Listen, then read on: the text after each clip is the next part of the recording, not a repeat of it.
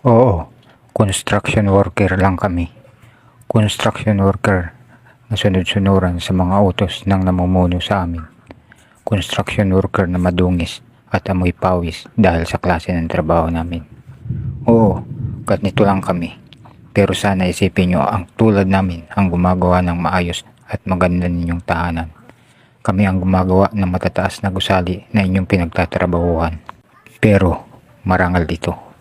Paalala lang sa mga tulad ko, marangal man ang trabaho natin, pero kung ala ang mga taong nangangailangan ng serbisyo natin, hindi, gutom tayo.